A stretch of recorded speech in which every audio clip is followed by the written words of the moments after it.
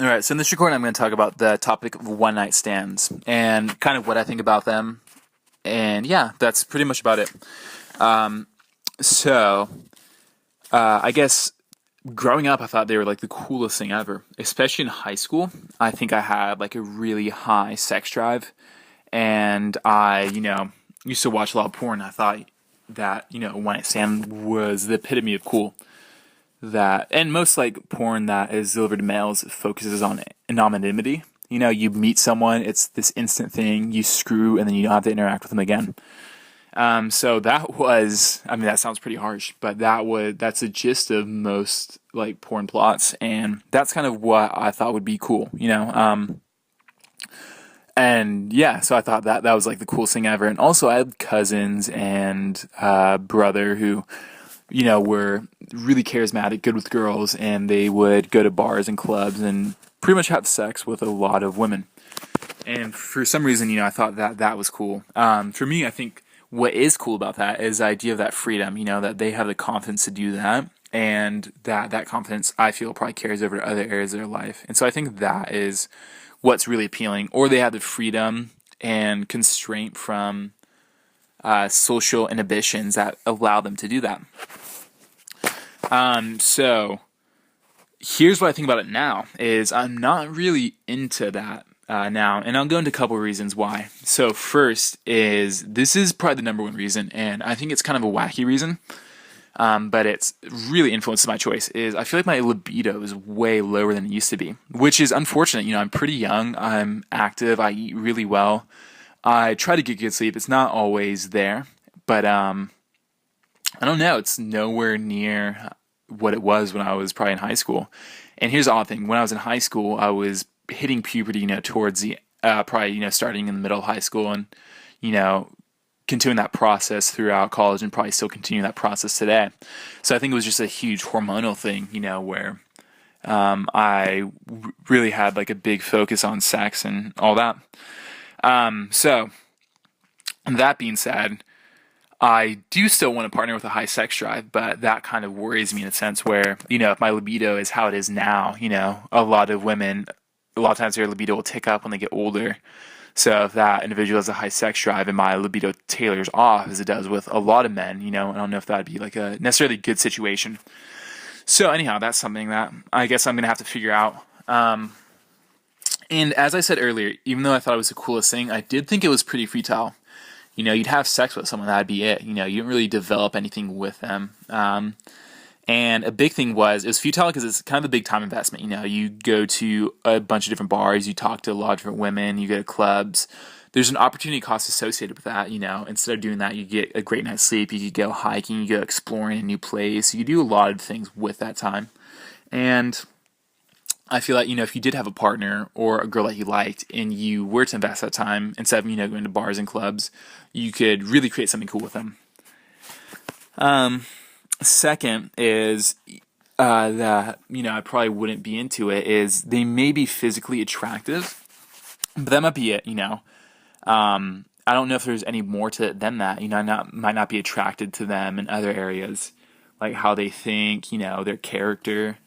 And I think that's a big thing because when you do have sex with someone, there is like a risk associated with that. For example, if they had a kid, they get pregnant and you had a child with them, you're going to have to interact with them for a pretty long period of time. And if that's the case, then you want someone that you can relate with, someone that is just a generally really cool person. Or someone that you can talk to. It'd be really shitty, if like this person, you despise them in every way and you're attempting to raise a child with them. So that's kind of a big thing too.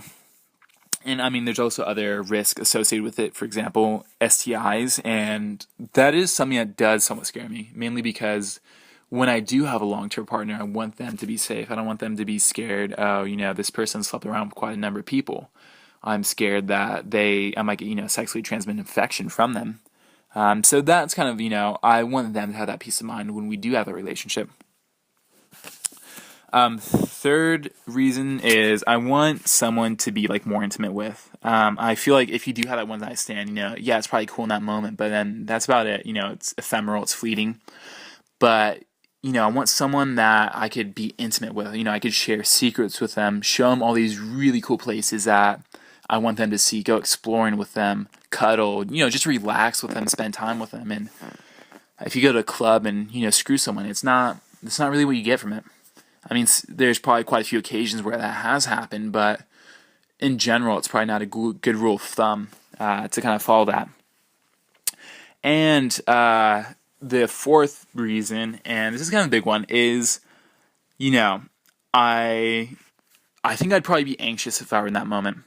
So say, there's a girl who's really excited to have sex with me, and I, want to have sex with her. I feel like there'd be an instance where I get anxious. And so say we're about to have sex. To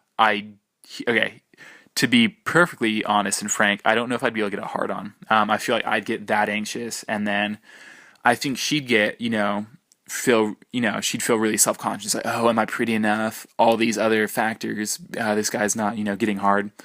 And I just think that'd be because of me being nervous, because I don't want to impress them, because I like them, I think they're attractive. And, if they're feeling self-conscious, then I'd feel self-conscious. And, I mean, there's fun things you could do outside of, intercourse, but at the same time, it's kind of, I'd feel like really bummed and like kind of shitty about that situation. And I mean, there's also like a social cost too. She could potentially, if like friends in common, she could like tell them, and that wouldn't be ideal. I mean, it wouldn't be the end of the world. I don't think I'd like to have that happen though. And I think the biggest thing is I feel like that would reinforce other negative long-term sexual experiences. But I don't really factor that into kind of like my reasoning behind this decision though. At least like the long-term portion. And then the final thing is, this may change in the future, I might have like a sudden uptick in my sex drive. All these other things may change, and, I might have a partner in the future who wants to have an open relationship, and that's her deal, and maybe she wants me to participate in kind of something similar. So, again, in the future, we'll see. But that's just kind of how I feel now, and that's how I felt for like kind of a little bit. So, at least in college, it's kind of interesting where you have a lot of people involved in hookup culture. You just get to go to a party, get trashed, and pretty much have sex with someone. So it's kind of weird when you don't really share that idea with like a lot of the general public in college. Even though there's a lot who don't really subscribe to that lifestyle, it's just kind of something that I think about, and that kind of sticks out to me a little bit. And anyhow, that is it for today. Have a good rest of your day or night. And if it is late, make sure you get a good night's sleep. Okay? That's something I'm a strong advocate for. Anyhow, good night.